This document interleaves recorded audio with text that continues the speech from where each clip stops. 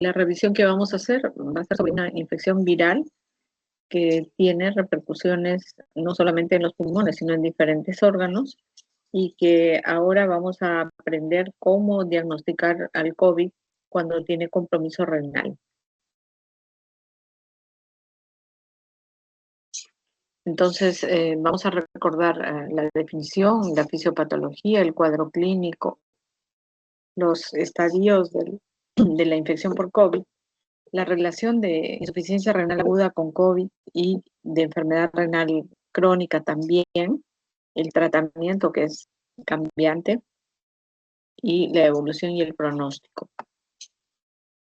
Para recordar que el Comité Internacional de Taxonomía de Virus le puso el nombre al nuevo coronavirus identificado a finales del año 2019 como el COVID-19 o SARS-CoV-2, ¿no?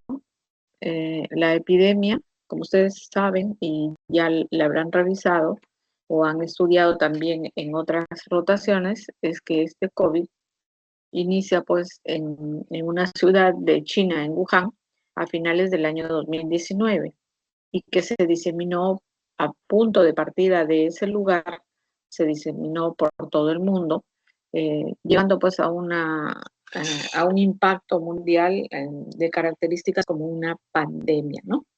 Esta infección por COVID ha sido estudiada, fue una nueva infección viral que los investigadores, los médicos, hay un grupo de médicos italianos, que ellos son sobre todo los que han investigado mucho sobre la fisiopatología de la infección de este virus, eh, han sintetizado en 4 cambios que ocurrieron con la infección por COVID, ¿no? Que es la infección pulmonar, donde provoca una alveolitis, o sea, un compromiso del alveolo, eh, con liberación de muchos mediadores inflamatorios. En el endotelio de los vasos sanguíneos también hay una hiperinflamación, ¿no? Y que no solamente se inflamaba el endotelio, sino que la sangre que circulaba por este endotelio inflamado eh, condicionaba a la formación de microtrombos, ¿no? Hipercoagulabilidad con fenómenos tromboembólicos y una respuesta inflamatoria exagerada conocida como la tormenta de citoquinas. Se han identificado 3 estadios de la infección por COVID. El estadio inicial, eh, caracterizado por una infección respiratoria viral similar a un resfrío común, donde puede aparecer una fiebre, tos seca, compromiso gastrointestinal con deposiciones líquidas, también puede haber cefalea, ¿no? Y en el hemograma vamos a encontrar una linfopenia, aumento del tiempo de protrombina, incremento del LDH o del dímero D. Eso ocurre más o menos entre la primera semana hasta el octavo día, ¿no? O primer día hasta el octavo día, o sea, en la primera semana. En el estadio 2 van a predominar pues la fase de respuesta viral.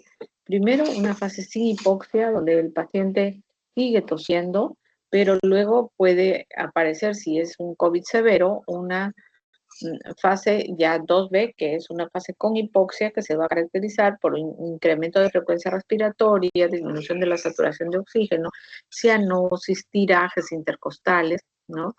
Y hallazgos tanto en la radiografía como en la tomografía pulmonar del patrón en vidrio esmerilado, ¿no? Esa es la característica de imágenes en la infección por COVID. Esto ocurre entre el 7º al 10º día. Pero cuando el COVID es severo, acá también en esta fase inicia la fase de respuesta inflamatoria, inicia la tormenta de citoquinas y luego vamos a ver que van a haber marcadores clínicos para poder identificar esta fase de respuesta inflamatoria sistémica que nos pueden traducir ya el compromiso en órganos importantes, no solamente localizado en el pulmón, sino también puede aparecer complicaciones a nivel cardíaco, cerebral, y acá es donde aparece también la lesión renal aguda, de la que nos vamos a ocupar ahora en la tarde. Entonces, infección por COVID-19 es hablar de un compromiso multiorgánico en donde, bueno, yo he resaltado el compromiso renal, ¿no? Desde anormalidades urinarias asintomáticas. Paciente con COVID leve, le puedo pedir un examen de orina y en el examen de orina pueden aparecer proteínas en orina, hematíes o microhematuria, puede el paciente orinar color descargado, ¿no? O simplemente una orina clara, transparente, con un sedimento urinario con hematíes aumentados en orina. Este compromiso multiorgánico es variable, ¿no? Entonces, una forma son las anormalidades urinarias que son asintomáticas. Otros pacientes pueden cursar con síndrome nefrótico, otros con síndrome nefrítico y aparecer un verdadero cuadro de una nefritis tubulointersticial aguda, como vamos a ver en la segunda parte de las clases que corresponden ahora en la tarde, ¿no? Entonces, el compromiso es variado. La parte severa de este compromiso multiorgánico en el riñón es que puede provocar una insuficiencia renal aguda con necesidad de terapia de sustitución renal y también prolongarse esta insuficiencia renal aguda y quedar con una enfermedad renal crónica en estadio 5 dependiente de diálisis, ¿no? Entonces, ese es el gran espectro clínico que tiene la infección por COVID en el riñón, ¿no? Entonces, vamos a revisar rápidamente, solamente para ponernos en contexto, por qué hubieron tantos de miles de contagiados y muertos en infección por COVID, ¿no? Entonces, se han estudiado hasta 4 razones y la primera es que el número reproductivo básico, que este número nos estima la velocidad con que una enfermedad se propaga en una población. Entonces vamos a ver que el SARS del año 2002, por cada paciente infectado se contagiaban hasta 2.5, o sea, 3 pacientes, ¿no? El MERS fue un poco de menos número reproductivo básico, menos velocidad con la que se propagaba en la población, pero luego entramos a COVID-19 y vemos que por cada paciente infectado hay 4 pacientes o 3.8 que se infectaban o se contagiaban con el virus de COVID-19. Si vemos más todavía la evolución de Omicron, se dice que con Omicron un paciente contagiado va a contagiar a 10 pacientes. Entonces tiene un número reproductivo básico mucho mayor y es por eso que se propagó rápidamente en la población que no había tomado las medidas de cercar, digamos, el virus para evitar la propagación, ¿no? Luego también tenemos que hay transmisión en presintomáticos. Entonces, los presintomáticos están ahí circulados de color azul y son los pacientes que han incubado, o sea, por ejemplo, hay un contagio, el paciente que tiene el virus puede hablar o puede toser y las gotitas de flush son altamente contagiosas, ¿no? Entonces, transmite hacia una persona sana, esa persona sana es un presintomático y desde ese momento ya está contagiando a otras personas, ¿no? Entonces, esa es la segunda razón. También la tercera razón es la transmisión en los asintomáticos, o sea, en los que ya se les detecta el virus, ¿no? Y que empiezan a contagiar porque tienen la forma clínica de ser asintomáticos, o sea, no hacen una verdadera infección respiratoria y solamente son portadores del virus. Entonces, en estos portadores del virus, en este en este trabajo de investigación realizado en un crucero, por ejemplo, se encontró que más o menos el 46.5%, 5% de asintomáticos inicialmente, o sea, casi el 50% ya eran pacientes asintomáticos, ¿no? Entonces ellos también tenían el riesgo de contagiar hacia otros grupos poblacionales que estaban sanas. Y la cuarta razón son las medidas de prevención, las medidas sanitarias. Entonces tenemos a la Organización Mundial de la Salud que falló, se equivocó en las medidas en los mecanismos de transmisión. Ellos en este párrafo que ha sido copiado tal cual de la Organización Mundial de la Salud, encontramos que dice, sin embargo, actualmente no hay evidencia de que el uso de una máscara, ya sea médica o de otro tipo, por parte de personas sanas en el entorno comunitario más amplio, incluido el enmascaramiento comunitario universal, pueda prevenir la infección. O sea, decían, no te coloques una mascarilla porque no te vas a eh, no vas a prevenir la infección, igual te vas a contagiar, ¿no? Entonces fue realmente una gran falla porque las personas no usaban las barreras de protección respiratoria y la enfermedad viral se fue propagando rápidamente de un país hacia otro, de un continente hacia otro, hasta que llegamos a tener COVID-19 en todo el mundo, ¿no? Entonces, asimismo también el problema de los de la transmisión es que los datos que proporcionaron los chinos fueron dados hacia finales del año 2019. Sin embargo, ellos, más o menos para mediados de noviembre, ya tenían los primeros contagios que fueron reportados por un médico oftalmólogo que veía que los pacientes que acudían a la consulta, todos tenían eh, infección respiratoria y todos tenían dificultad para respirar.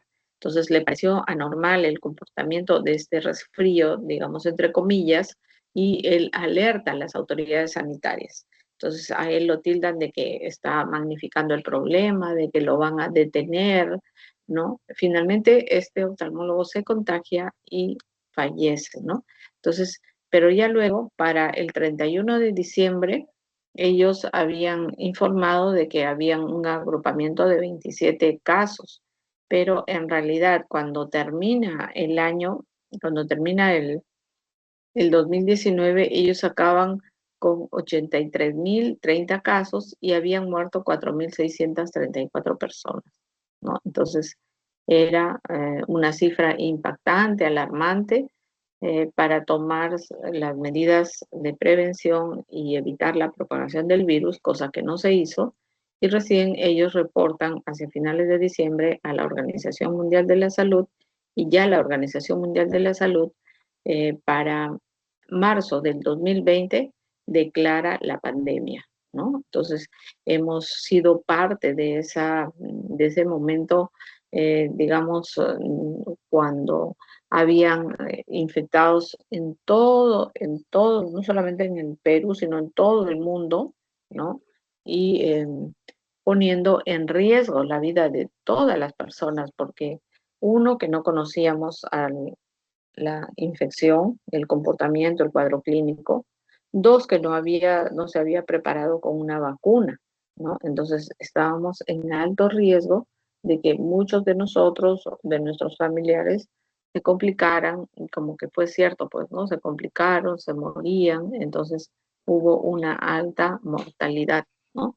Entonces pasamos a la patogenia, y en la patogenia es para acordarnos cómo que este virus tiene unas espículas, unos spikes, que se van a unir a los receptores de la enzima convertidora de la angiotensina localizados en la membrana basal de la célula, ¿no? Es así como se anclan, se fijan y luego ingresan al citoplasma celular, y dentro del citoplasma celular van a haber eventos para activar el ARN, ¿no? Y una vez activo, este virus busca salir de esta célula, y por un mecanismo de exocitosis sale y se va a infectar otros órganos, ¿no? Entonces, eso es lo que ocurre con el virus COVID, ¿no? Entonces, esta enfermedad se va a expresar, como lo había dicho, desde un estado asintomático o a pacientes que tienen síndrome de dificultad respiratoria aguda o una disfunción multiorgánica, ¿no? Cuando hablamos de multiorgánica puede ser disfunción a nivel renal, puede ser cardíaco, hepático, cerebral, entonces puede tener múltiples complicaciones, ¿no? Entonces, en lo que respecta a lesión renal aguda, los pacientes que han contraído la infección por COVID y ya tienen elevación de urea de creatinina, entonces esto afecta aproximadamente hasta un 40% de la población con COVID, catalogado con COVID severo, ¿no? Y que se encuentra en las salas de cuidados intensivos. Y el hecho de tener la infección por COVID se considera pues un marcador de gravedad de la enfermedad y un factor pronóstico negativo para la supervivencia, ¿no? En relación a la fisiopatología, hay cambios a nivel del alveolo pulmonar, va a infectar a macrófagos, a neumocitos tipo 2, al endotelio, y hay una liberación de citoquinas proinflamatorias, ¿no? Entonces, llegan también monocitos activados, neutrófilos, a defender contra el virus en el alveolo pulmonar y liberan grandes cantidades de enzimas que todavía dañan mucho más a las células del epitelio alveolar, ¿no? El endotelio que está lesionado también va a ocasionar daños, ¿no? Cuando hay un pasaje de líquido por el espacio intravascular, puede haber edema, ¿no? Y con el daño endotelial, las plaquetas que se activan y el sistema de coagulación también puede dar lugar a la producción de microtrombos.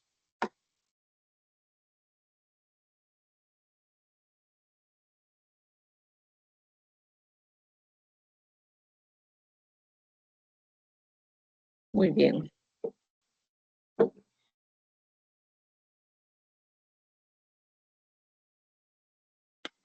El grado de afectación va a depender de los polimorfismos que tenga el receptor del virus de la enzima convertidora de la angiotensina. Hay mayor susceptibilidad de algunas patologías. Por ejemplo, ¿cuáles? La diabetes, los pacientes que son inmunosuprimidos, ¿no? Los que tienen enfermedades cardiovasculares tienen mayor susceptibilidad que otros pacientes que no tienen esa condición, ¿no? La dosis y la carga viral con la que se infecta el individuo. Entonces, puede haber la dosis o la carga viral. La carga viral es intensa en ambientes cerrados, por ejemplo, una unidad de cuidados intensivos que albergue a un paciente con COVID tiene unas partículas virales en millones, ¿no? Entonces, esta carga viral es importante para poder determinar la afectación, sobre todo severa, de los pacientes que han sido contagiados, ¿no? El mecanismo de respuesta inmunitaria excesiva.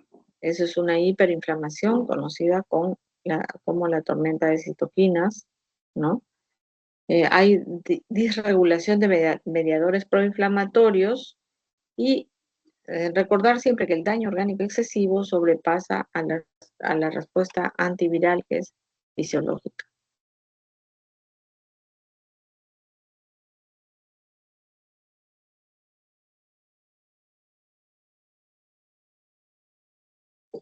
En relación a la fisiopatología, hay que recordar que los mecanismos por los cuales las células se infectan puede ser por el daño citotóxico directo, ¿no? Este daño citotóxico se ha visto en pacientes con afectación tubular, o sea, con una insuficiencia renal aguda, donde se han aislado partículas virales en el túbulo contorneado proximal. Entonces, ese es el daño citotóxico directo. También puede ser por una disregulación del sistema renina-angiotensina-aldosterona, ¿no? Quedando, quedando el paciente pues susceptible para hacer la insuficiencia renal aguda. También el daño a nivel endotelial y la respuesta inmunitaria que está alterada, ¿no?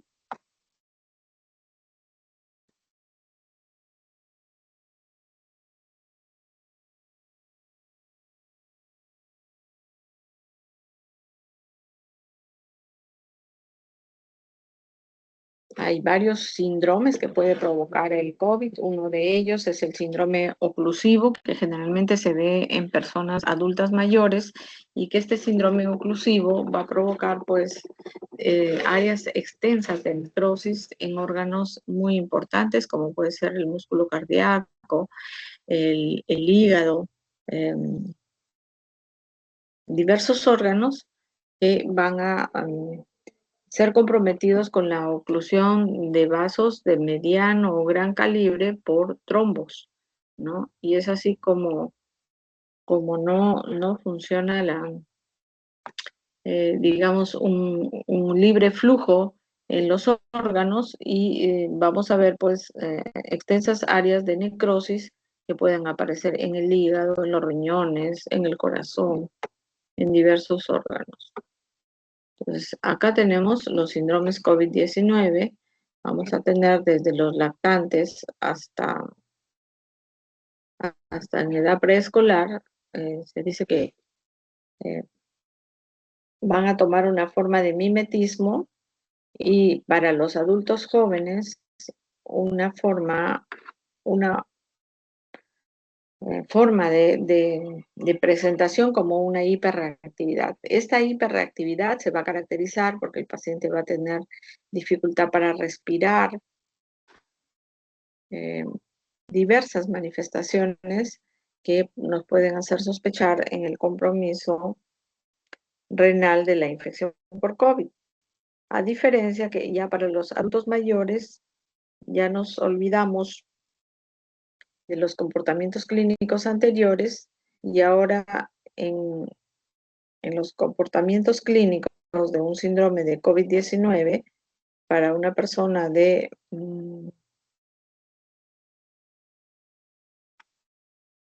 adulta mayor, entonces va a tener predominantemente un cuadro oclusivo. ¿Y a qué se refiere este término de oclusivo? Se refiere a pacientes que pueden hacer trombosis venosa en miembros inferiores, por ejemplo, ¿no? Puede aparecer una oclusión arterial de la arteria hepática, entonces vamos a tener una amplia área de necrosis en el hígado. Y así también podemos tener en los mm, riñones de pacientes ancianos, ¿no? Entrando definitivamente al COVID relacionado con la lesión renal aguda,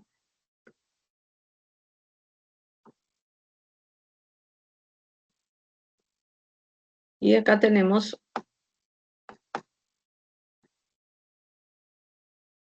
la relación entre COVID y lesión renal aguda, ¿no? Entonces, ya habíamos dicho previamente que esta incidencia es alta, elevada, casi llega al 50% de los pacientes que son ingresados a la sala de cuidados intensivos. Y de este grupo de pacientes hay una tercera parte más o menos que van a necesitar de una terapia de sustitución renal, ¿no? Y la mortalidad hospitalaria sigue siendo elevada, o sea, casi el 50%, ¿no? Entonces, sacamos una conclusión hasta esta parte de que la insuficiencia renal aguda se considera un marcador de gravedad de la enfermedad, ¿no? O sea, si el paciente sigue con cuadro clínico de una insuficiencia renal aguda, es un mal pronóstico, ¿no? Es un factor pronóstico negativo para la supervivencia. Se han estudiado también factores de riesgo, y ahí los tenemos, ¿no? Entonces,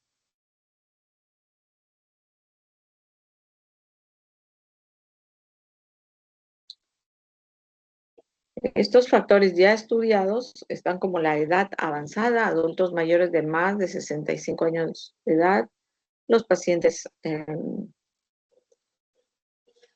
los diabéticos, los que son de raza negra, en pacientes en quienes se está usando eh, vasopresores, enfermedad cardiovascular y la misma hipertensión arterial, pacientes en ventilación mecánica y enfermedad renal crónica y de trasplante renal. Muy bien.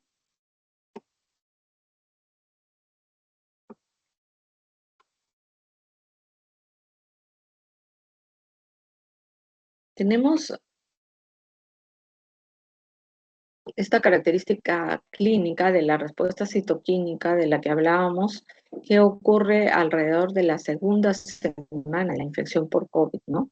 Entonces, esta diapositiva, digamos, el contenido de la diapositiva ha sido tomado de un libro que también está en online, que está gratuito, que se llama COVID-19 y riñón, ¿no? Entonces, me impactó mucho la lectura de esta parte de la respuesta de citoquímica y entonces las consecuencias clínicas de este alto nivel de citoquinas, o sea, en cualquier fenómeno inmunitario en nuestro organismo se van a liberar citoquinas, ¿no? Pero el alto nivel, la mega dosis de citoquinas que se han liberado pueden converger en cambios profundos en los tejidos diana, ¿no? Y la fisiología del huésped, donde no se salva, eso sí me impactó, ni un solo órgano, y la supervivencia del huésped se ve amenazada, ¿no? Entonces, yo les decía al inicio que hay características clínicas para identificar esta tormenta de citoquinas. Y una es la fiebre persistente que reaparece en la segunda semana. O sea, reaparece la,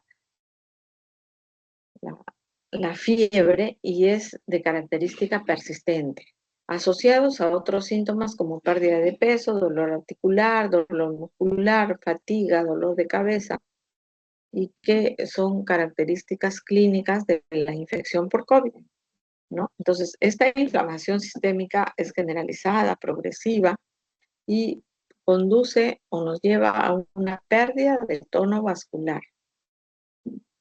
Entonces, cuando hay pérdida del tono vascular, pues hay un shock, ¿no? Que se va a manifestar por caída de la presión arterial, hay shock vasodilatador. Entonces, no hay forma como elevar la presión arterial por el shock vasodilatador y aparece pues la insuficiencia orgánica progresiva, ¿no? La insuficiencia respiratoria es la más destacada, pero también puede afectar al corazón, al sistema nervioso central y riñones también.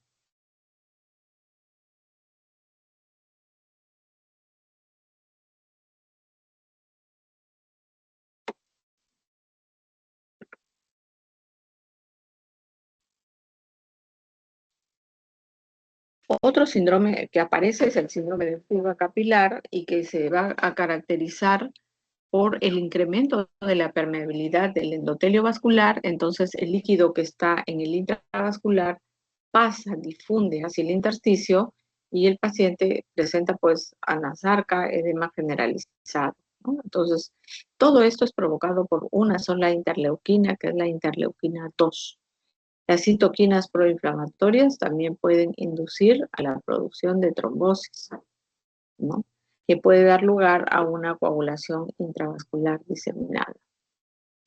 Entonces, lo que vamos a ver, estos comportamientos clínicos, acá tenemos dos comportamientos, como la glomerulosclerosis focal y segmentaria, y también otra característica de las complicaciones a nivel tubular va a ser el síndrome de Fanconi, ¿no? Entonces ahí tenemos las características del síndrome de Fanconi, en donde vamos a encontrar proteinuria no nefrótica, o sea, proteinurias que pueden ser leves o moderadas, como 500 miligramos en 24 horas o 2.5, 2.8 miligramos en 24 horas.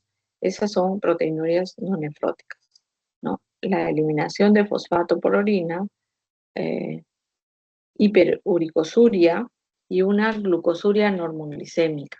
¿A qué se refiere la glucosuria normoglicémica? Se refiere a que el paciente va a tener una glucosa en sangre normal, pero sin embargo está eliminando glucosa por la orina, ¿no?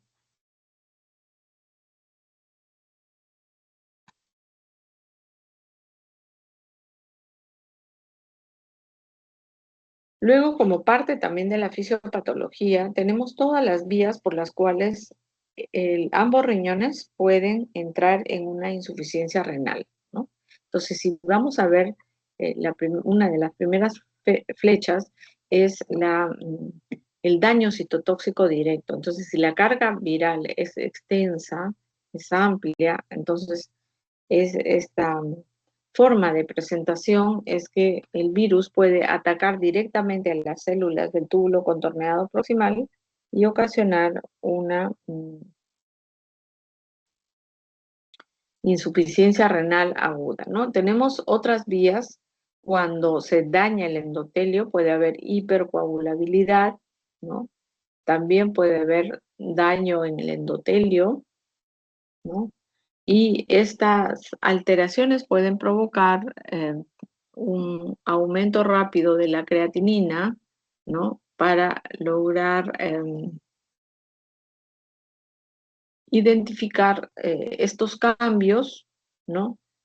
Como un síndrome cardiorrenal, donde el compromiso vascular ha afectado al músculo cardíaco y los riñones también se reajustan para evitar justamente pues cambios a nivel renal que son ocasionados por este virus, ¿no? Entonces, la tormenta de citoquinas nos va a dar lugar a un síndrome o una disfunción endotelial, ¿no? La proteinuria, también hay mecanismos de ventilación que van a estar alterados y la misma ventilación hace que el paciente tenga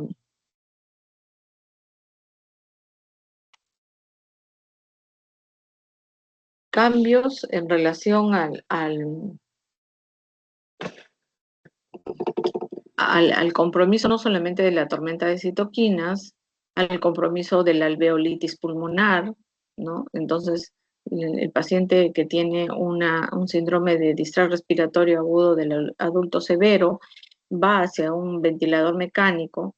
El hecho de usar ventilación mecánica, más tener la invasión directa del virus, más tener tormenta de citoquinas o hacer el síndrome cardiorrenal, finalmente pues el paciente termina con una lesión renal aguda, ¿no? Provocada por estos diversos mecanismos que van a contribuir al daño que tienen ambos riñones.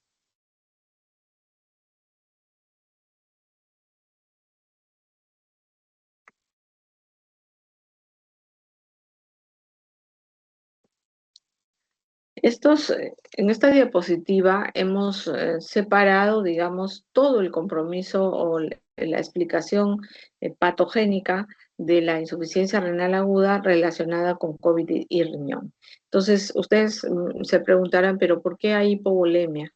Recordemos que al inicio el paciente puede tener fiebre, puede tener náuseas, vómitos, deposiciones líquidas, entonces por ahí ya va perdiendo agua, ¿no? Del intravascular hacia el exterior. Pero también recordemos que el paciente que está con fiebre, con distrés respiratorio, es un paciente que no se alimenta y al no alimentarse no ingiere líquidos que finalmente lo van a llevar a la hipovolemia, ¿no? El síndrome cardiorrenal tipo 1, ¿no? El daño renal directo asociado al virus, mecanismos patogénicos de daño renal directo, patologías específicas del daño renal directo, el daño tubular como síndrome de Fanconi, la lesión glomerular, ¿no? Que es otra forma de presentación como glomerulosclerosis focal y segmentaria, ¿no? Eh, la regulación negativa de los receptores de la enzima convertidora de la angiotensina y la insuficiencia renal aguda asociada a la alteración de la respuesta inmune a la infección por SARS-CoV-2, ¿no? Entonces, eh, IRA en COVID-19 asociado a una inducida por respuesta citoquímica, ¿no? Activación del complemento, puede haber hipercoagulabilidad, rhabdomiólisis, ¿no? Y los indicadores de insuficiencia renal aguda, o las formas como el riñón se compromete en la infección por COVID,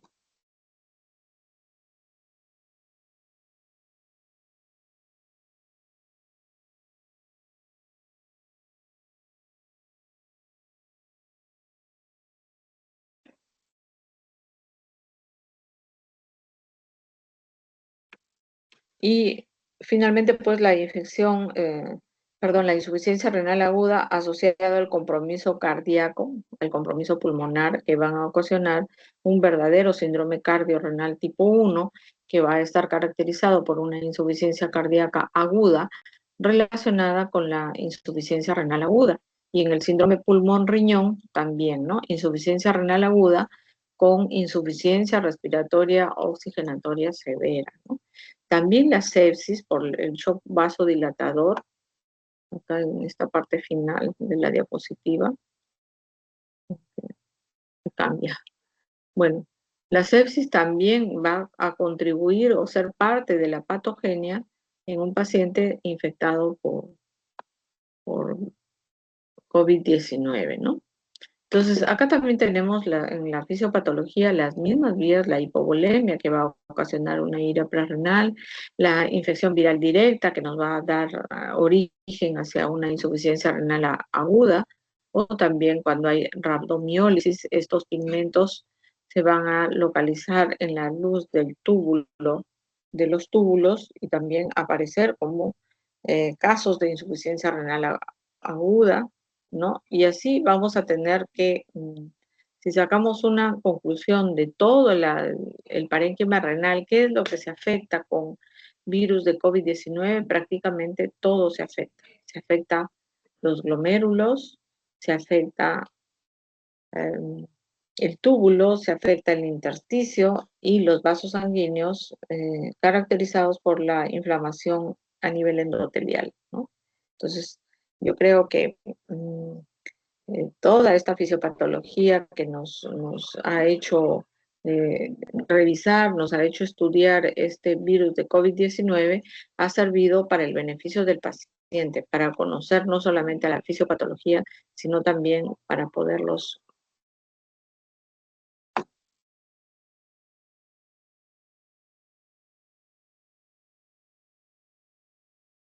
Muy bien. Entonces, en relación a los mecanismos, es también parte de las diapositivas anteriores, ¿no? La hipovolemia, que nuevamente la repetimos. Acá yo creo que hay que cambiar esa interrogante y decir sí con mucha seguridad que el virus puede afectar directamente al riñón, ¿no? Una respuesta intensa, inflamatoria, puede haber infartos a nivel renal, daño endotelial, los microtrombos, o puede aparecer hipoxia.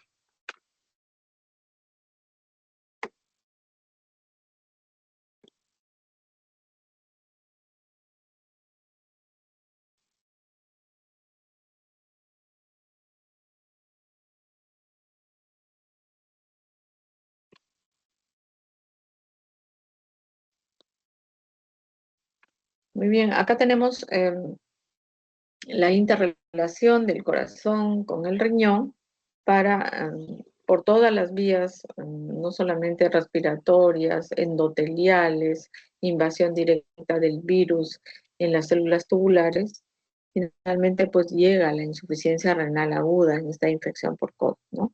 Entonces, esa es la parte de la fisiopatología que se explica con la infección por.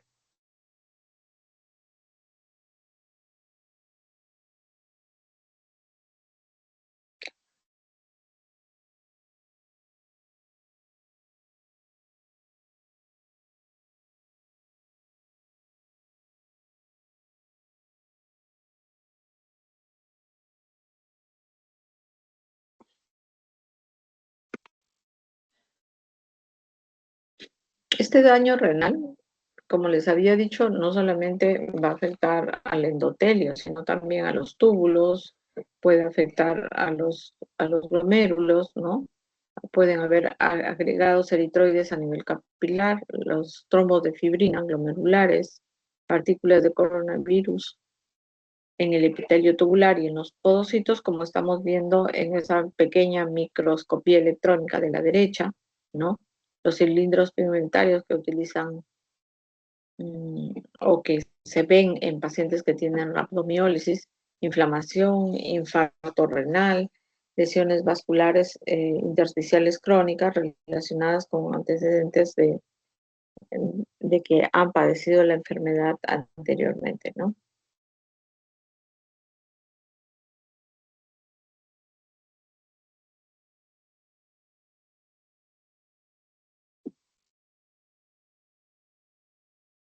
Muy bien. Acá tenemos también en una inmunohistoquímica se aislaron a las partículas virales, ¿no? Entonces con eso quedó demostrado de que el virus COVID-19 sí llegaba al parénquima renal, ¿no? Y acá tenemos unos estudios realizados en un estudio de cohortes de 13 hospitales de Nueva York para evaluar la presencia de injuria renal aguda y los estadios de la insuficiencia renal aguda. Entonces, cuando se hicieron los porcentajes, se determinó que los estadios iniciales, el estadio 1, es el que seguía una evolución natural de la enfermedad, podía ser injuria renal aguda, pero en estadio 1, a diferencia de pacientes que hacían infección por COVID, en donde su estadio era o el 2 o el 3, ¿no? Entonces, factores de riesgo independientes usados para encontrar pues, la susceptibilidad de grupos poblacionales para la infección por COVID, ¿no? Entonces, hemos encontrado de que la raza negra, la edad avanzada, la hipertensión, la diabetes, enfermedad cardiovascular, uso de vasopresores para pacientes que están con shock y la necesidad de ventilación mecánica, ¿no? Entonces, como vemos en la parte derecha de la diapositiva, la mortalidad es elevada, ¿no? Llegando hasta el 50% de casos que habían sido diagnosticados.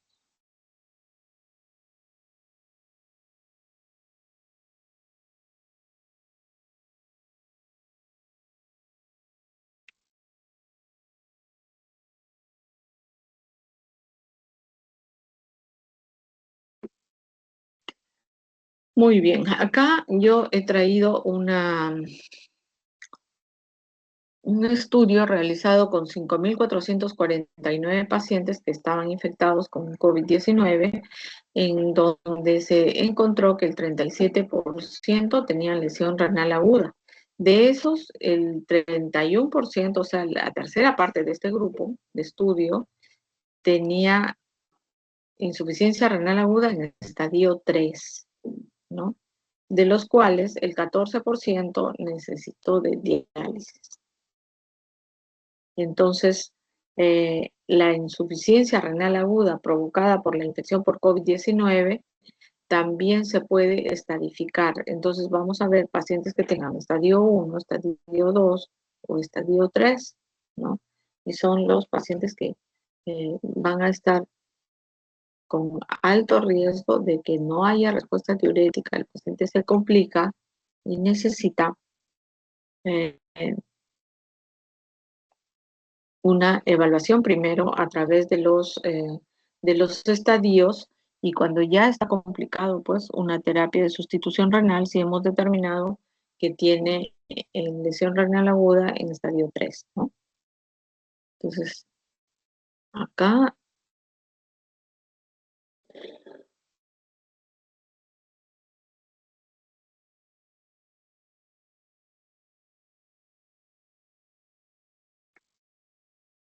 bueno, acá tenemos un estudio histológico de un glomérulo con una con un compromiso de la membrana basal glomerular, de la zona podocitaria y también en una microscopía electrónica, ¿no? Donde vamos a ver que prácticamente el glomérulo ha tenido muchos cambios por la invasión directa del virus, por el compromiso glomerular y tubular.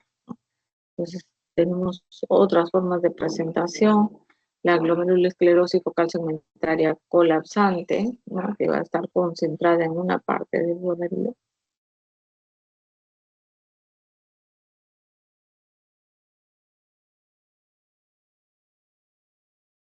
Entonces tenemos como forma colapsante, como forma cambios mínimos o semilunas o como membranosa, ¿no?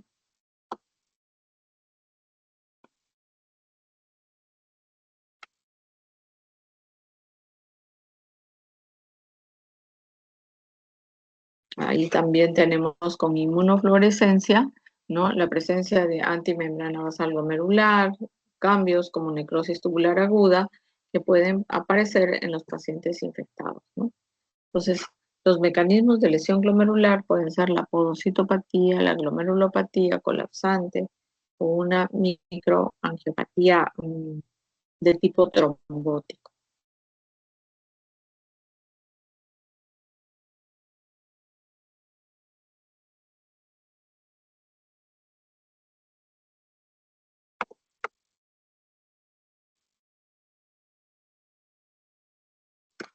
Entonces, ya habíamos revisado el síndrome de Fanconi, solamente para recordar que es una complicación tubular por invasión directa del virus, ¿no? En los túbulos contorneados proximales y que va a tener características eh, clínicas y laboratoriales para saberlo identificar, ¿no? Por ejemplo, la glucosuria normoglicémica que ya les expliqué, o el hecho mismo de tener aumentado el fosfato en orina o tener proteínas en rangos no nefróticos. Entonces uno va juntando todas estas características, cómo se comporta el virus y que finalmente vamos a determinar que se trata de un síndrome de Fanconi, que todos estos hallazgos desaparecen en la fase de recuperación. Y la lesión glomerular, cuando básicamente está afectada la membrana basal glomerular, hay un tipo de glomerulopatía donde va a haber mucha alteración de la arquitectura del propio parénquima renal, ¿no? Las,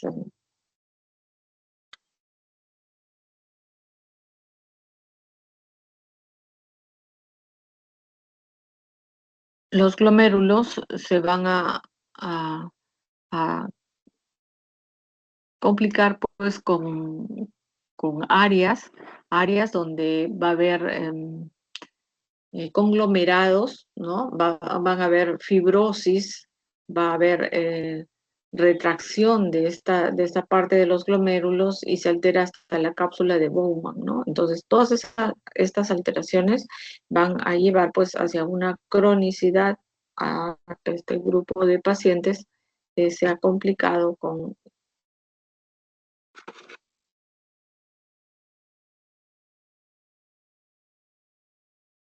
diversas formas. A través de la histopatología de las necropsias realizadas se encontró grandes infartos que son extensos, ¿no? Tenemos ahí a la vista el infarto renal en el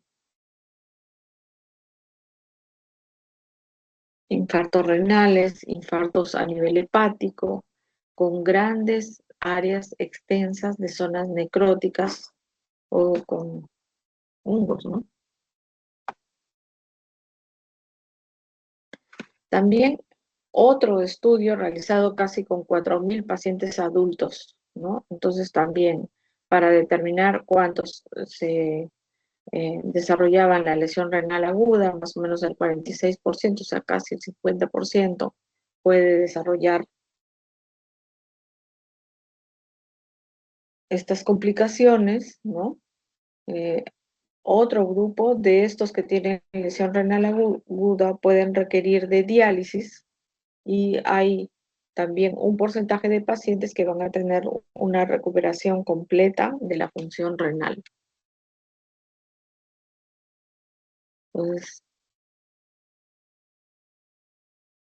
dice, la enfermedad renal está asociada con una alta mortalidad hospitalaria en pacientes con COVID-19, ¿no? Entonces, eh, cada vez que se hacía un trabajo de investigación, se buscaba el compromiso renal, ¿no? Acá, por ejemplo, pacientes que tienen elevada la creatinina sérica, elevado el BUN, una tasa de filtrado glomerular menos de 60 mililitros por minuto, diminuto que tenga proteinuria, hematuria o una injuria renal aguda.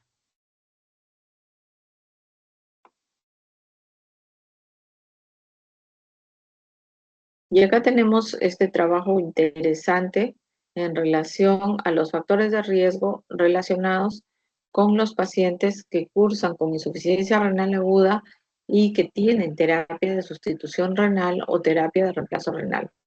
Ahí dice factores de riesgo por AKI, o sea, Acute Kidney Injury, y RRT, ¿no? Eso es la terapia de sustitución renal o renal replacement therapy, ¿no? Entonces, acá lo que se ha identificado son factores de riesgo, algunos ya conocidos como el sexo masculino, la hipertensión, los diabéticos, y se ha valorado a través del odds ratio, que es una forma estadística de poder saber cuál es el riesgo que tienen los pacientes de contraer la infección si tienen determinada condición, ¿no? Entonces, si la condición es, por ejemplo, diabetes en este paciente, tiene mayor riesgo que la población general de hacer la lesión renal aguda. Pero luego tenemos otro que me pareció muy interesante. A medida como vamos, a medida como vamos evaluando, ¿no? El índice de masa corporal en cada paciente, encontramos que a mayor índice de masa corporal, mayor riesgo de hacer una lesión renal aguda estadio 3, que lo lleve a la terapia de sustitución renal, ¿no? Entonces, por eso es que obesos, pacientes con sobrepeso, tuvieron alto riesgo de tener complicaciones severas de la infección por COVID y haberse quedado también como paciente dependiente de diálisis, ¿no? Entonces tenemos ahí otro grupo que son los pacientes, dice CKD mm, y B, ¿no? O sea, esto está relacionado a los estadios de la de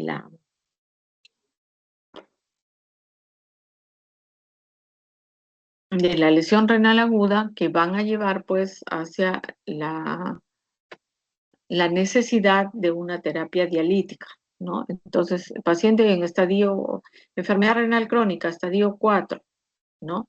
Infectado por COVID severamente, mayor riesgo de llegar hacia una terapia dialítica, ¿no? Luego también está descrito ahí el PAFI menor de 100, también es otro de los factores que puede contribuir a esta lesión renal aguda estadio 3 con necesidad de terapia de sustitución renal.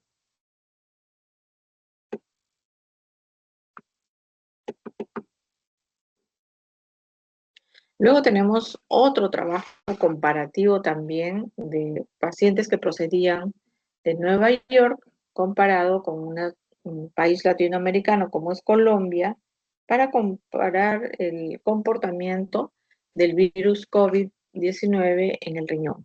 Entonces se encontró proteinuria, hematuria, leucocituria, ¿no?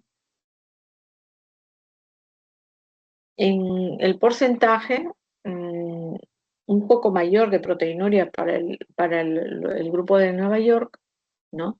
Y en relación a leucocituria permanecían casi iguales. Acá están viendo un caso de leucocituria que no necesariamente es una bacteria, ¿no? Entonces, esta leucocituria es debida a la infección por COVID en el riñón.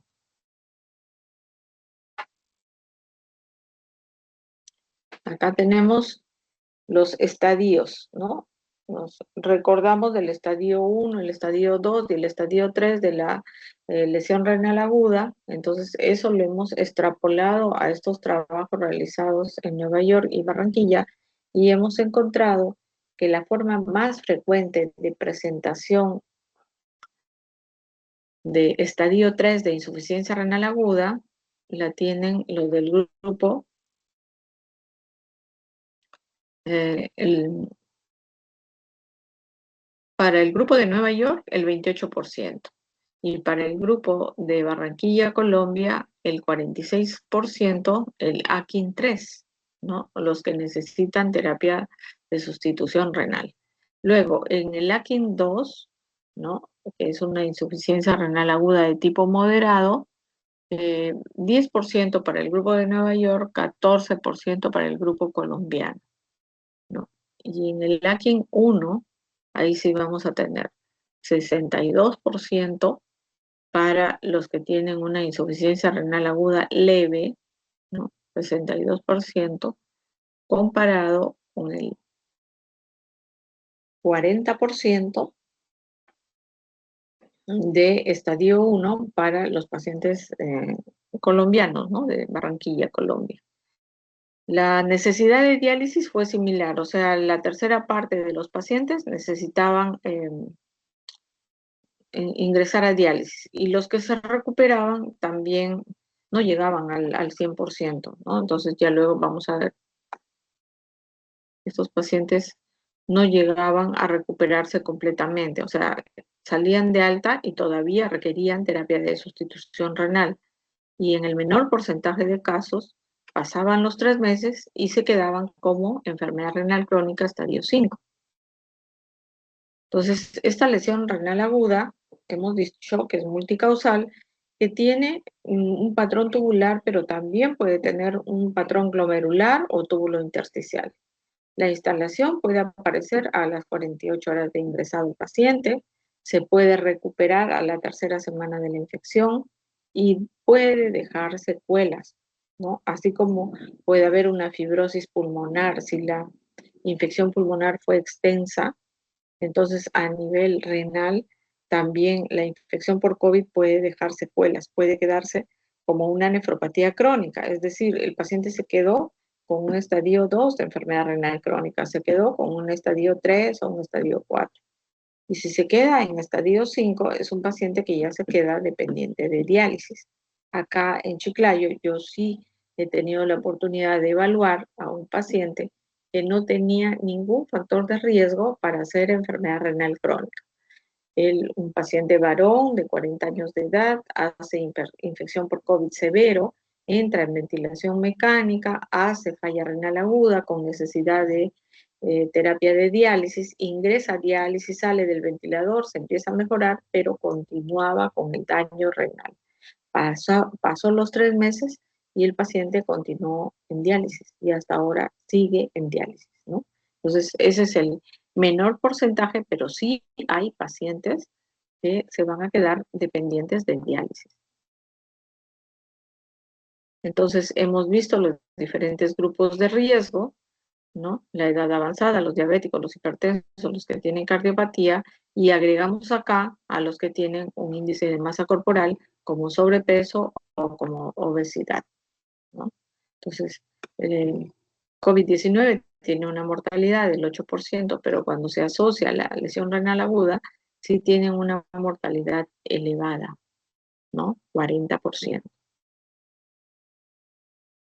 Llegamos a los pacientes infectados y que tienen enfermedad renal crónica, es decir, enfermedad renal crónica en diferentes estadios, desde el 1 hasta el 5. Generalmente son pacientes que tienen comorbilidades, pueden tener anemia, deficiencia de vitamina D, retención de sodio, estrés oxidativo, activación de complemento, enfermedad cardiovascular, pueden ser diabéticos o pacientes con diversos grados de desnutrición, ¿no? Entonces, se dice que cuando hay una infección por COVID hay una alteración de la respuesta inmunitaria, la tormenta de citoquinas altera todo nuestro sistema de defensa normal, ¿no? Y hay una hiperinflamación y puede haber una replicación del virus extensa, ¿no? Entonces, la injuria en los tejidos puede ocasionar pues neumonías, falla respiratoria, falla multiorgánica, trombosis.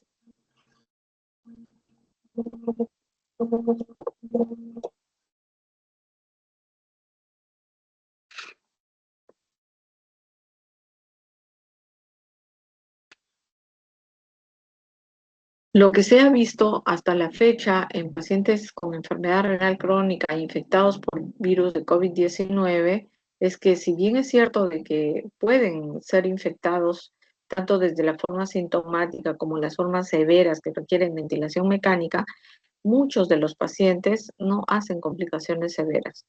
Máximo pueden estar con insuficiencia respiratoria, dependiente de oxígeno, pero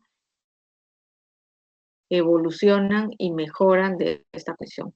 Pocos han sido los pacientes en diálisis que se han infectado por virus de COVID-19 y han fallecido, ¿no? Las realidades sanitarias, las realidades cómo responde también el huésped, en este caso el ser humano, para una infección por COVID son diferentes de un país, de un continente a otro, ¿no?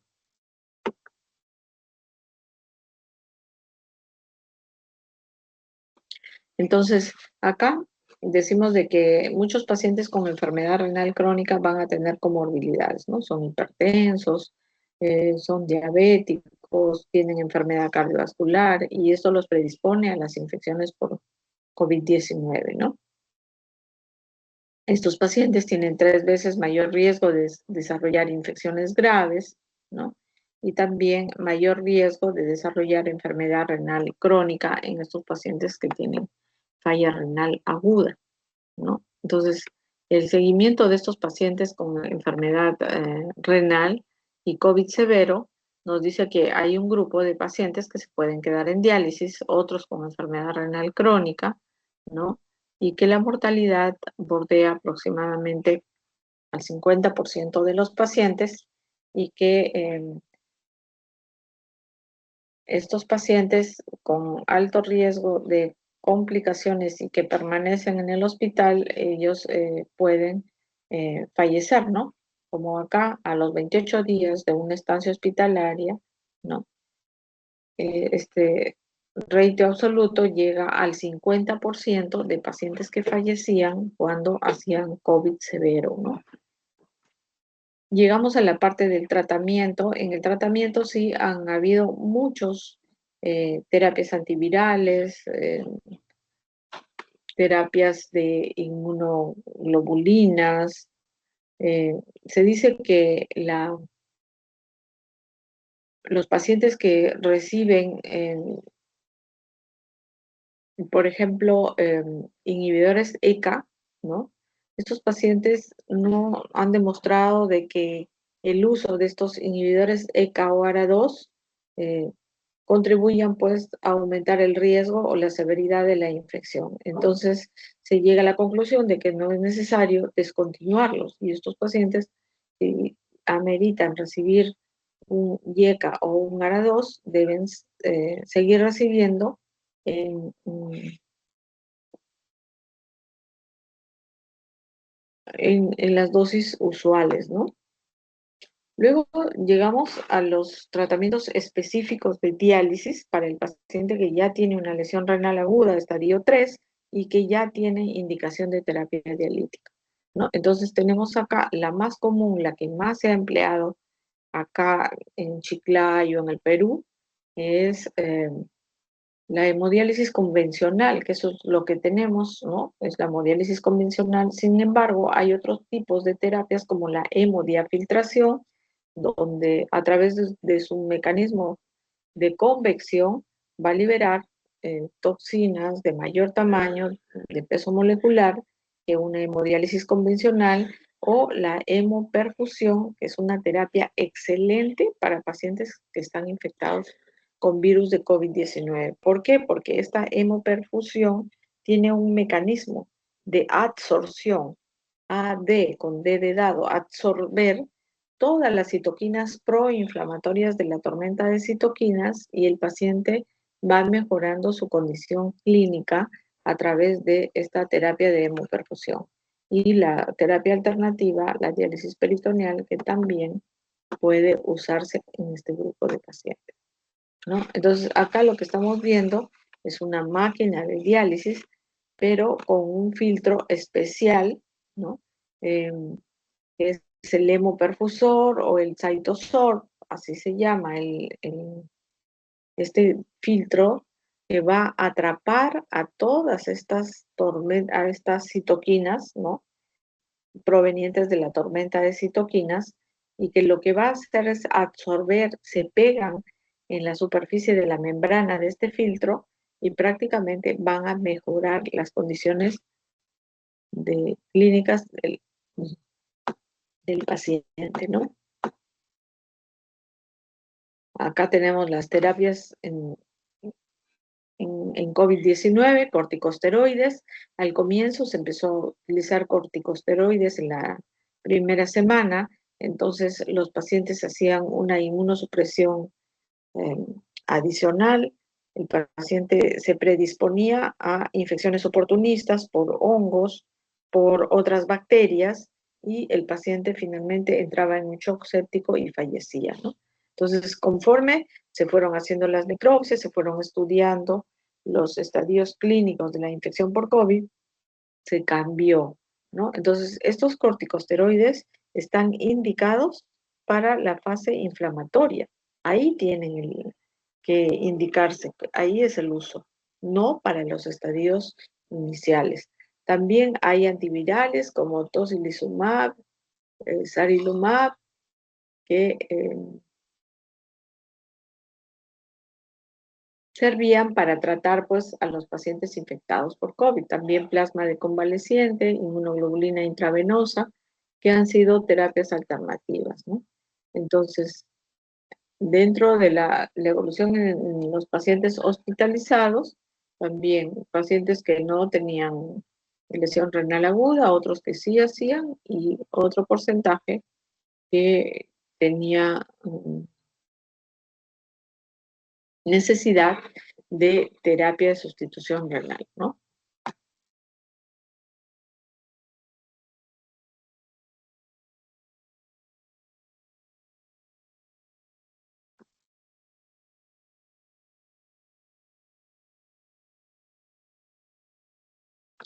Acá en esta parte ya final de la diapositiva, porque de ahí vamos a entrar a la clase de nefropatías tubulointersticiales, es la evolución, cómo evoluciona un paciente infectado por COVID-19 que se ha complicado con una insuficiencia renal aguda, ¿no? Entonces vemos recuperación de la función renal. No recuperaron la función renal el 56%. Esto fue tomado del estudio de Barranquilla, de Colombia, ¿no?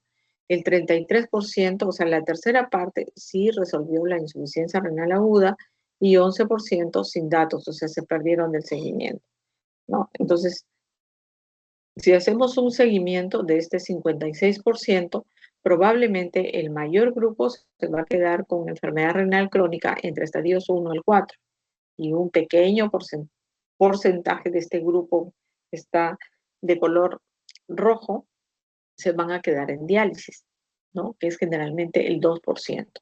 Entonces, finalmente,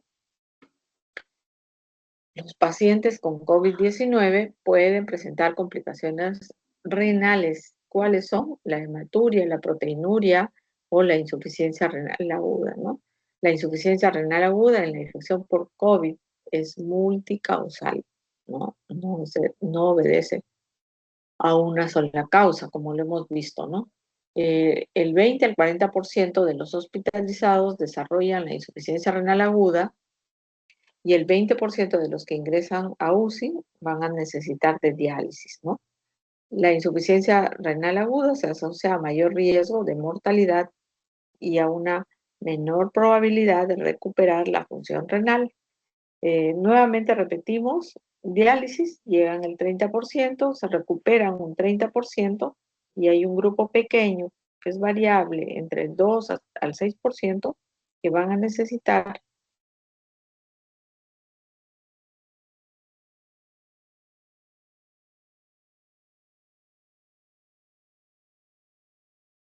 eh, quedarse pues en una terapia dialítica, ¿no? Es importante un balance de fluidos eh, hecho cuidadosamente para evitar la sobrecarga hídrica, sobre todo en pacientes que están oligúricos o anúricos con falla renal aguda.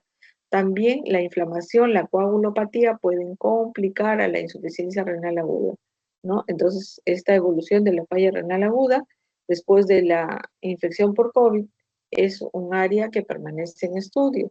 Ahora se habla del long COVID, o sea, de un COVID crónico que puede ir dañando órganos y que también va a provocar enfermedad renal crónica, ¿no? Entonces, siempre COVID-19 nos está dando, digamos, diversas formas, cómo es que evoluciona la sintomatología, ¿no? Los diferentes componentes de la infección por COVID que debemos tomarlo en cuenta para evitar riesgo de complicaciones en los pacientes. ¿Alguna pregunta? Ya, pasamos a la siguiente clase.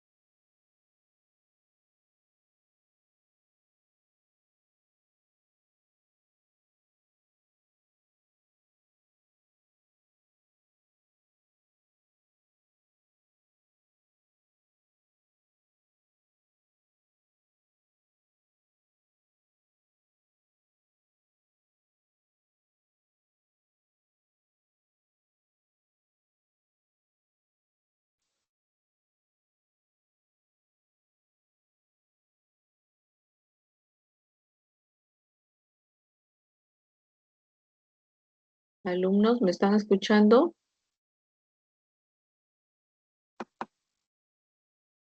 Sí, doctora. Sí, doctora. ¿Cuántos son en el grupo? Somos aproximadamente 25, doctora. Y solamente asisten 11. ¿Tienen algún examen, alguna clase? No, doctora, ese es el horario de la clase de nefrología, pero tampoco me han dado ningún alcance a los que no han ingresado.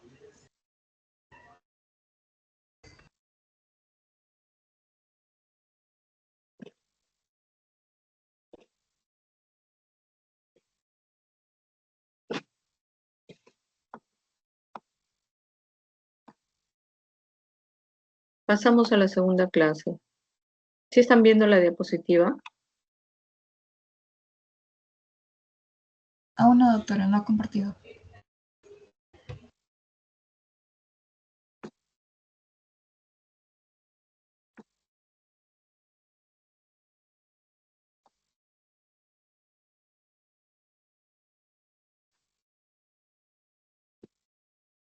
Ahora sí.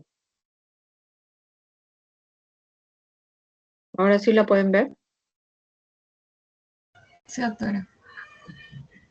Ya. Este tema es extenso, de nefropatías en enfermedades sistémicas.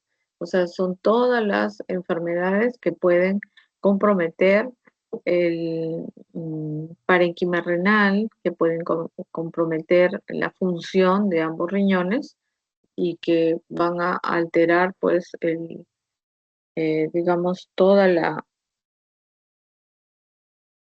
dependiendo del tipo de enfermedad, van a comprometer a ambos riñones, ¿no? Entonces, de todo este grupo de enfermedades que pueden provocar nefropatías en enfermedades sistémicas, en el sílabus se ha determinado que se trata de las nefropatías tubulointersticiales, tanto agudas como crónicas. Entonces, a estas alturas de su curso de nefrología, entiendo de que ya la mayoría sabe cómo diagnosticar o determinar los criterios clínicos y laboratoriales de determinados síndromes como síndrome nefrótico, síndrome nefrítico, insuficiencia renal aguda, crónica, ¿no? Estos diferentes síndromes. Pero para ustedes es nuevo cómo voy a diagnosticar una nefropatía tubulointersticial, ¿no? Entonces, estas nefropatías tubulointersticiales van a tener todo un cuadro clínico, un cuadro laboratorial, que al término de la clase ustedes ya podrán identificarlas. Solamente para un ejemplo de esta parte de las nefropatías en enfermedades sistémicas, hemos escogido la nefropatía lúpica. Esta nefropatía lúpica va a tener diversas formas de compromiso renal, ¿no? Desde alteraciones urinarias asintomáticas, como tener una microhematuria o una proteinuria que va a ser detectada de forma cuantitativa o cualitativa en los exámenes de orina, ¿no? Y que determinan pues tanto la hematuria como la proteinuria como formas de presentación clínica del lupus en el riñón, ¿no? Entonces, hay pacientes lúpicos que van a debutar con verdaderos cuadros de un síndrome nefrítico o un síndrome nefrótico, o tener una glomerulonefritis rápidamente progresiva. Es decir, pacientes que empiezan con manifestaciones, por ejemplo, de un síndrome urémico, pueden tener náuseas, vómitos, oliguria, acidosis metabólica, diferentes formas de presentación, ¿no? Y tienen necesidad de terapia de reemplazo renal y finalmente pasan los días, pasan 15 días, un mes, y ellos siguen dependiendo de una terapia de diálisis. Y es más, no salen de la terapia de diálisis y se quedan en este tipo de tratamiento, ¿no? Entonces, esa es otra forma de presentación del lupus, que es la glomerulonefritis rápidamente progresiva, ¿no? La insuficiencia renal crónica, que también es otra forma como el paciente puede debutar, o sea, puede venir ya con anemia, con edemas, con otras formas de manifestación clínica y aparecer el compromiso del lupus en el riñón, ¿no? Entonces, específicamente, como les decía, eso es solamente para hacer una introducción, la nefropatía lúpica, pero estas nefropatías en enfermedades sistémicas, vamos a revisar a las agudas, a las crónicas, vamos a ver de ambas la etiología, la patogenia, cómo es que van a identificar el cuadro clínico, el diagnóstico, el tratamiento y el pronóstico, ¿no? Entonces, estas nefropatías, como su nombre lo indica, pues van a afectar al túbulo y al intersticio, al glomérulo no, sino al túbulo y al intersticio. Y se van a clasificar tanto en agudas como crónicas, ¿no? Entonces, en las agudas hay edema, inflamación de los túbulos, el intersticio, ¿no? Hay descenso de la función renal. Y en las crónicas va a haber una atrofia y fibrosis intersticial. Cuando decimos estos términos histopatológicos, vamos a identificar el daño irreversible, ¿no? Tanto de la atrofia como de la fibrosis en el intersticio. Infiltración leucocítica, atrofia tubular, y es la vía final común de las enfermedades renales crónicas. Entonces, acá tenemos una clasificación de la Organización Mundial de la Salud para la clasificación de las enfermedades tubulointersticiales. Entonces, en este cuadro vamos a tener un grupo de enfermedades infecciosas que van a provocar nefritis tubulointersticial, como las infecciones agudas, nefritis tubulointersticial infecciosa aguda o asociada a infecciones sistémicas o una pielonefritis crónica o a infecciones renales específicas. Una pielonefritis aguda nos puede ocasionar una nefritis intersticial aguda. Luego vamos a ver que hay un criterio diagnóstico importante para reconocer a las nefropatías tubulointersticiales agudas. Hay otras que son provocadas por medicamentos, ya vamos a ver cuáles son los medicamentos, cómo es que la vamos a reconocer, ¿no? Otras asociadas a desórdenes inmunes por anticuerpos que reaccionan a antígenos tubulares, ¿no? Por hipersensibilidad mediada por células o por inmunoglobulina E. Otras como la uropatía obstructiva, ¿no? Asociada al reflujo vesicureteral. El reflujo vesicureteral que a veces pasa porque no se diagnostica en los niños lactantes o pequeños por la inmadurez de su sistema urinario. Las valvas ureterales no cierran completamente, ¿no? Y si no cierran herméticamente, se quedan parcialmente abiertas. Entonces la vejiga se llena de orina y la orina empieza a hacer un reflujo retrógrado. Esto es reflujo vesicureteral que ocasiona una nefropatía por reflujo. Si no es reconocido, entonces esta nefropatía se convierte pues en una nefritis tubulointersticial que finalmente acaba por dañar el riñón en los casos severos de reflujo vesicureteral. Puede ser unilateral, puede ser bilateral, y cuando es bilateral, pues el niño va a acabar con enfermedad renal crónica, ¿no? Luego hay lesiones tubulares, tubulointersticiales, inducidas por metales pesados, por plomo, por ejemplo, ¿no? Eh, por arsénico, hay aguas contaminadas en Mórrope, ¿sí? Es en Mórrope que yo tengo algunos pacientes procedentes de Mórrope, de las aguas contaminadas con arsénico, que pueden provocar lesiones tubulointersticiales, ¿no? Alteraciones metabólicas, algunos desórdenes hereditarios o neoplásicos que nos van a condicionar a las nefropatías tubulointersticiales. Y acá tenemos un cuadro interesante de las etiologías. Lo que nos dice acá es que la mayor parte de nefritis intersticiales agudas son ocasionadas por fármacos. Y dentro de los fármacos, la mayor parte, el 75%, debidos a antiinflamatorios no esteroideos, ¿no?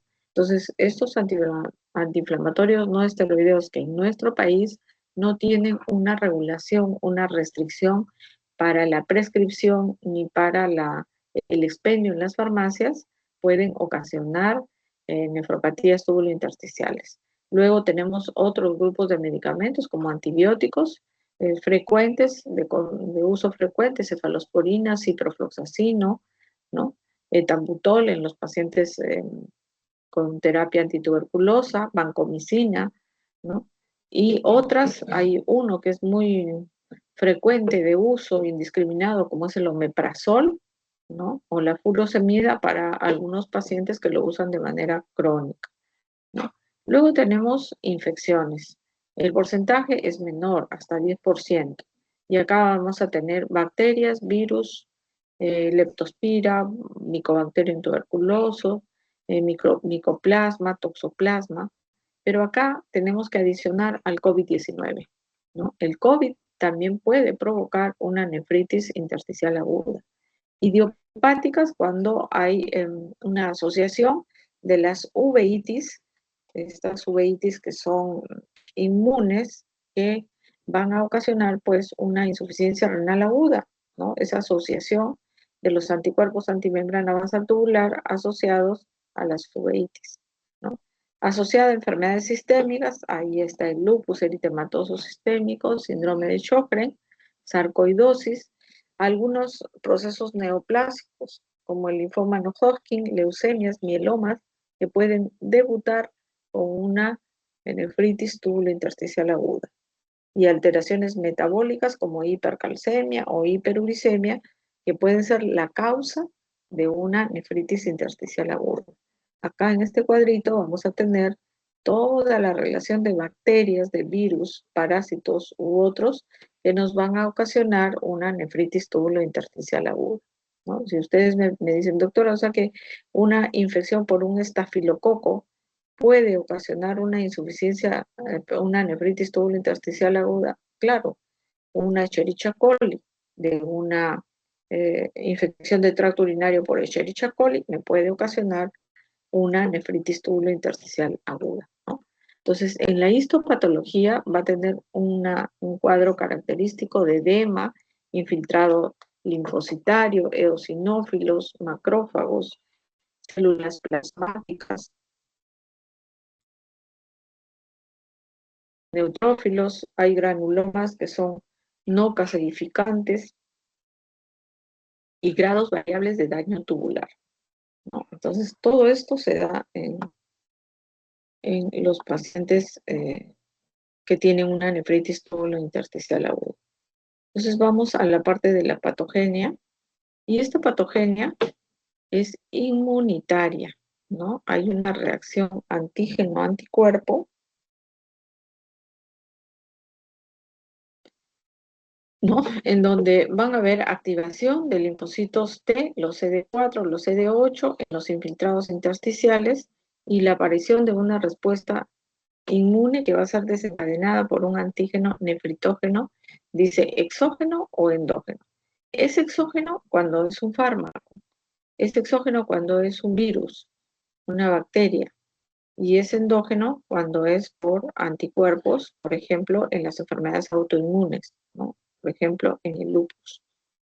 Entonces, es así como este antígeno nefritógeno induce a la respuesta inmune con la formación de anticuerpos, y esta reacción de anticuerpos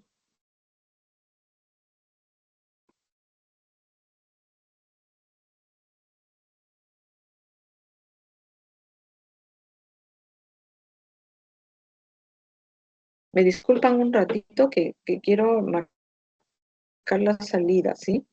Voy a marcar la salida y luego continuamos, ¿ya? Será un minuto nada más.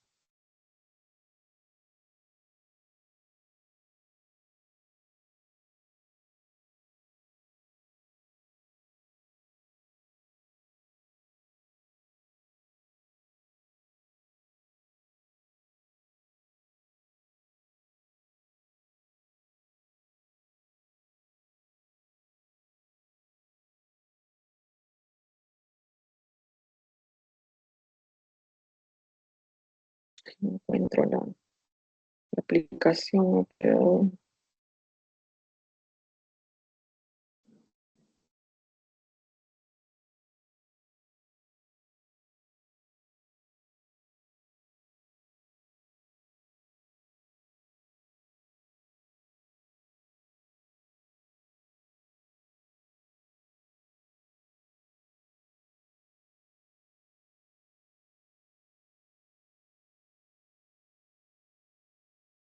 tengo que buscar la aplicación.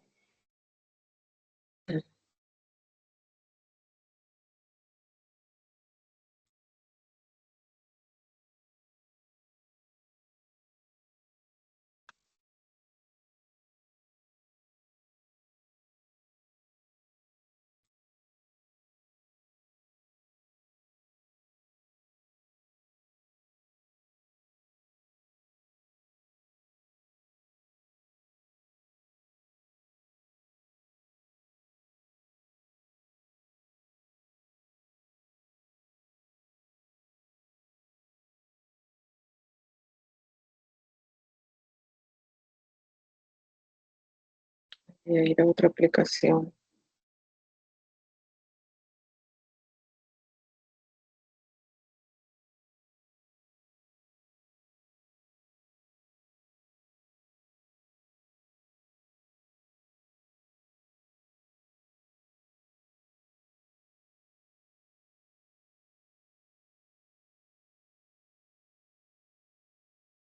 Ya por fin pude entrar.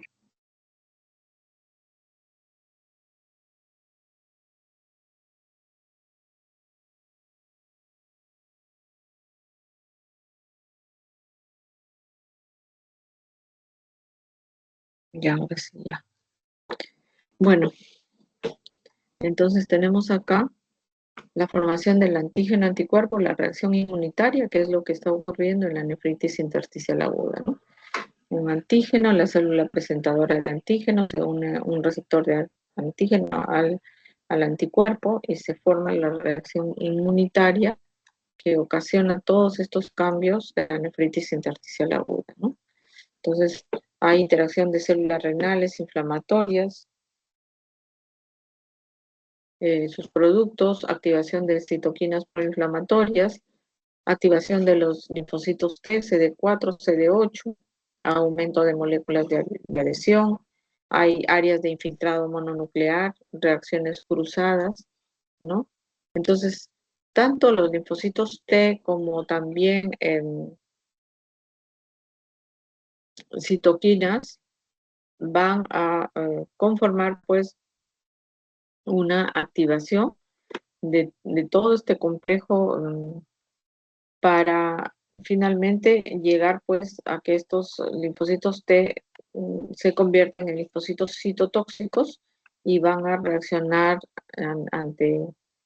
ante las partículas virales, bacterianas, lo que ha ocasionado la activación de todos estos elementos, tanto de la inmunidad celular como humoral, para finalmente pues, ocasionar una nefritis intersticial aguda que va a estar caracterizada por cambios tanto en los túbulos como en el intersticio, ¿no? Y que va a tener una manifestación clínica importante, ¿no? Entonces, acá tenemos, por ejemplo, fármacos que van a ocasionar una nefritis tubulointersticial aguda que se van a pegar como antígenos hacia las células tubulares y que ahí se desarrolla el complejo inmune, ¿no?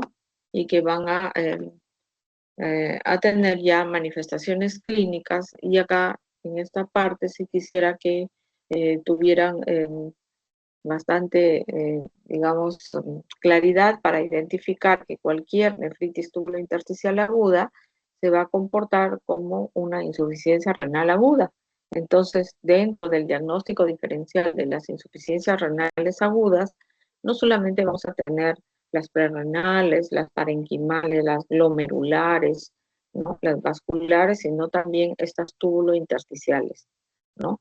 Y que la principal manifestación de una nefritis intersticial es la insuficiencia renal aguda, ¿no? Y que hay otros datos como las leucociturias, otra vez causa de leucocituria, nefritis tubulointersticial crónica, ¿no?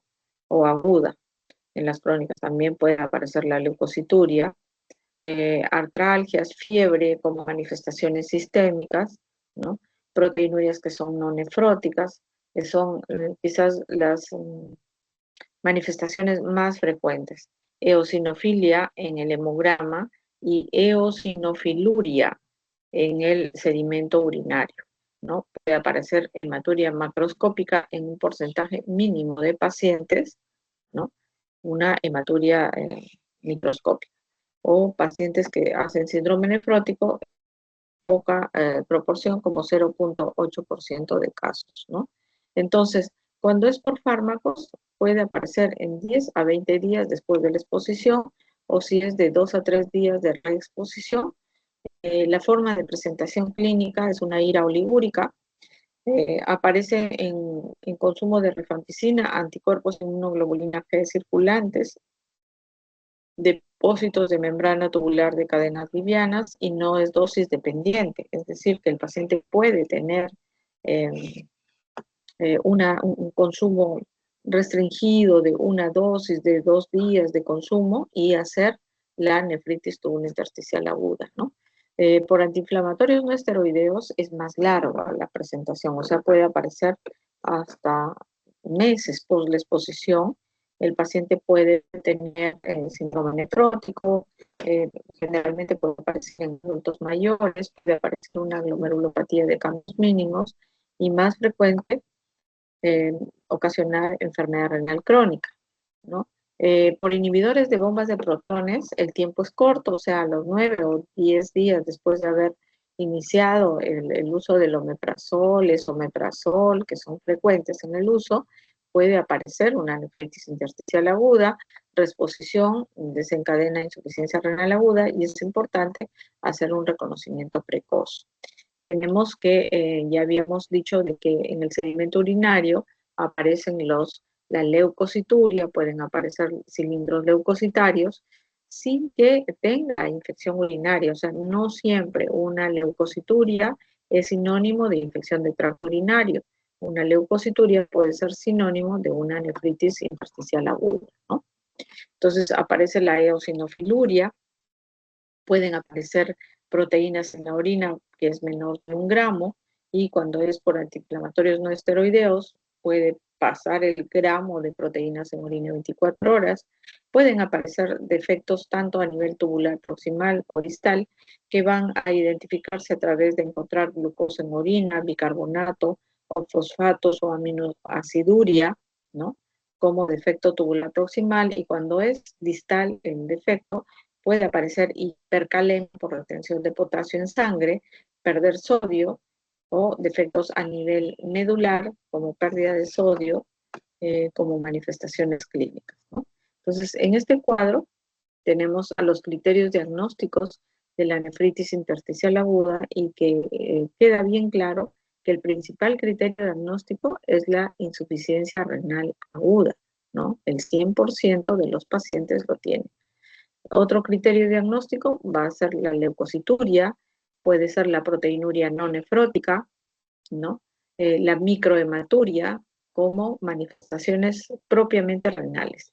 Otras sistémicas pueden ser la fiebre, el exantema cutáneo que puede aparecer, o la eosinofilia en sangre, ¿no? Entonces vamos a tener criterios clínicos, criterios laboratoriales y criterios también sistémicos, ¿no?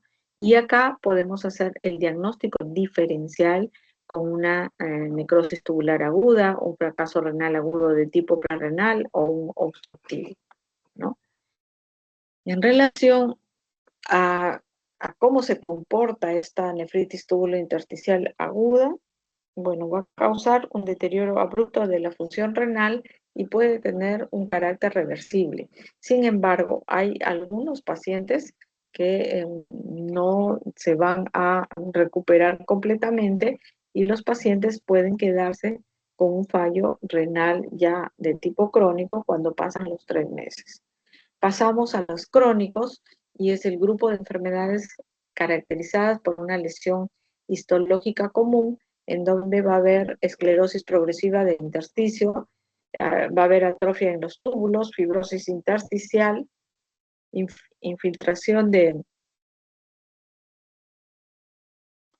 linfocitos, macrófagos, ¿no? Que respetan inicialmente a los glomérulos.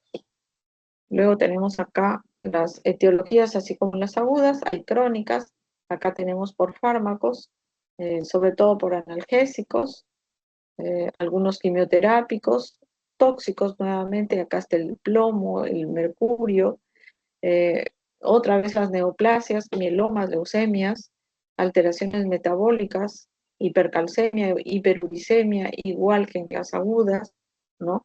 Procesos inmunológicos como lupus, las obstrucciones de la vía urinaria como la hipertrofia prostática, el reflujo vesicoureteral, la litiasis coraliforme, anomalías congénitas, ¿no? Ahí tenemos fármacos como inhibidores de bombas de protones también en la progresión de una nefritis intersticial aguda previa, ¿no? Infecciones, las pielonefritis santogranulomatosas, las crónicas, enfermedades autoinmunes, vasculitis, lupus, enfermedades sistémicas, enfermedades linfoproliferativas, enfermedades metabólicas, ¿no? Como nefrocalcinosis, nefropatía por depósitos de oxalato como ejemplos, ¿no? La patogénesis es similar a las nefritis intersticiales agudas, ¿no? Se van a caracterizar por un infiltrado inflamatorio celular con linfocitos T, con macrófagos, activación de citoquinas. Estas citoquinas van a alterar la producción de la matriz extracelular, condicionar a la aparición de fibroblastos, la activación de mediadores proinflamatorios como el factor de crecimiento tumoral beta, que va a ocasionar pues daño en los túbulos renales y aparición de fibrosis en el intersticio, ¿no? Finalmente, todos van a ocasionar fibrosis en el intersticio, y este daño ya prácticamente es irreversible. Estamos viendo una fibrosis extensa, los túbulos acá se ven como aros, ¿no? Hay atrofia en los túbulos, hay un engrosamiento de la cápsula de Bowman, ¿no? Y nos dice que la manifestación clínica no es como las agudas. Las agudas nos da una insuficiencia renal aguda, en cambio las crónicas es oligosintomática, o sea, prácticamente no da muchos síntomas. Quizás lo más frecuente es que aparezca con signos de enfermedad renal crónica o de una proteinuria o tener poliuria o nicturia, ¿no? Que son las manifestaciones más frecuentes, ¿no? En la patogenia vamos a tener tóxicos, infecciones, inmunológicos, metabólicos, mecánicos y también eh, la aparición de los complejos inmunes, antimembrana basal tubular, alteración de la inmunidad celular, infecciones, ¿no? Que van a ocasionar pues esta alteración tanto en el túbulo como en el intersticio. En la pielonefritis crónica vamos a identificar un daño renal asociado a infecciones recurrentes o persistentes en el riñón, asociado a un reflujo que puede ser vesicoureteral, una obstrucción de la vía urinaria, cálculos, y que quizás la manifestación clínica es la aparición de la hipertensión arterial, ¿no? ¿Cómo diagnosticamos una pielonefritis crónica? ¿No? Vamos a encontrar primero en una ultrasonografía renal una asimetría renal, riñones de diferente tamaño, el riñón derecho diferente tamaño del riñón izquierdo. Vamos a encontrar aumento de la hipogenicidad, contorno lobulado con cicatrices, y lo que estamos viendo acá es una pieza operatoria, ¿no? Con un riñón con múltiples cicatrices, lobulado, deformado, ¿no? Entonces, a veces la, el diagnóstico es un poco no identificado porque no lo sospechamos, ¿no? Si uno sospecha de una pielonefritis crónica, sí va a poder identificar a través de la ultrasonografía, de una tomografía, ¿no? De un estudio de imágenes, vamos a poder ver esos cicatrices, ¿no? La pielonefritis santo-granulomatosa es una pielonefritis crónica que ocurre en quién? En pacientes diabéticos, pacientes que tienen obstrucción de la vía urinaria. Hay o pacientes que tienen uropatías obstructivas o cálculos renales, ¿no? Pacientes que están infectados, una infección bacteriana urinaria por Escherichia coli u otros gérmenes que no son frecuentes como Proteus, Klebsiella, Pseudomonas o Estafilococo aureus.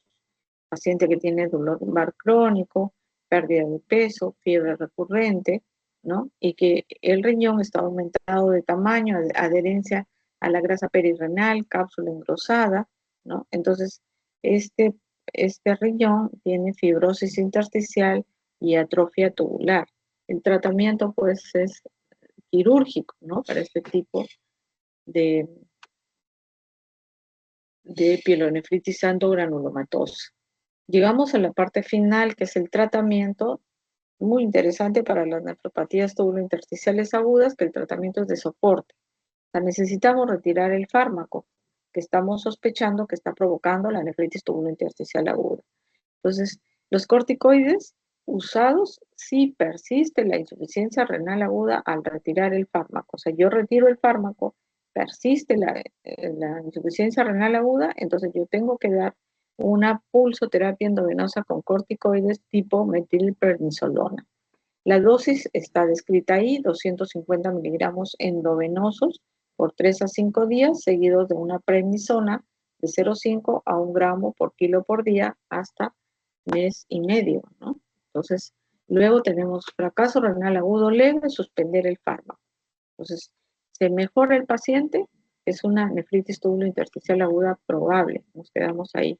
Pero fracaso renal agudo sin diagnóstico, fármaco sospechoso, no se puede retirar, o fracaso renal agudo intenso, y no hay mejoría cuando se suspende el fármaco, todos deben ir a biopsia renal.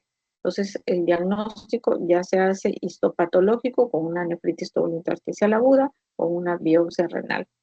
Pero si la biopsia renal está contraindicada porque el paciente tiene una infección urinaria reciente, porque tiene una alteración de su sistema de coagulación, siempre hay un motivo por el cual no esté contraindicada la biopsia renal, entonces se le puede dar un ensayo terapéutico con prednisona a 1 miligramo por kilo por día.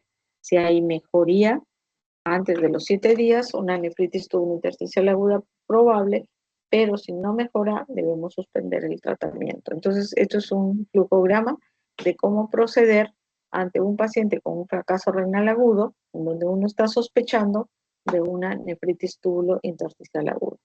¿Y qué pasa con la evolución, el pronóstico, no? Entonces dice, lo importante es la recuperación de la función renal. Mientras más rápido haya un diagnóstico precoz, ¿no? Vamos como médicos a actuar rápidamente, quitar el fármaco, hidratar al paciente, ver que baje la urea, que baje la creatinina. Si no baja, tenemos que dar la pulsoterapia. O pacientes que no recuperan completamente la función renal y que se van a quedar con enfermedad renal crónica. O sea, iniciaron como agudos, pero pasan los 3 meses y se convierte en una crónica. Y hay pacientes que pueden quedar hasta en estadio 5 con diálisis crónica, como dice ahí, el 10%.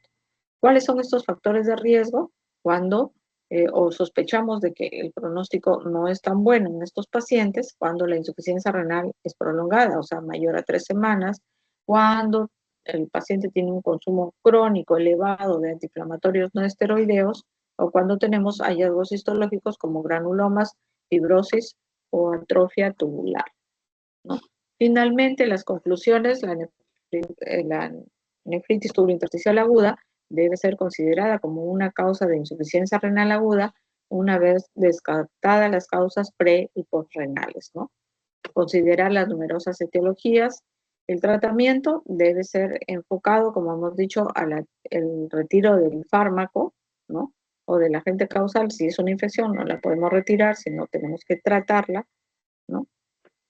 Considerar el uso de corticoides para los refractarios, y estos casos de nefritis tubulointersticial aguda pueden evolucionar a la cronicidad y a la enfermedad renal crónica o enfermedad renal crónica en estadio 5. Por lo tanto, la conclusión importante para nefritis tubulointersticiales agudas es el diagnóstico oportuno. Y para las crónicas, saberlas identificar, porque estos son los casos de pacientes que van a llegar como pacientes con enfermedad renal crónica, en los cuales vamos a mejorar sus condiciones de pacientes con enfermedad renal crónica y prepararlos para terapia de sustitución renal. ¿Alguna pregunta? Ninguna. Muy bien. Les agradezco a los, a ver cuántos alumnos.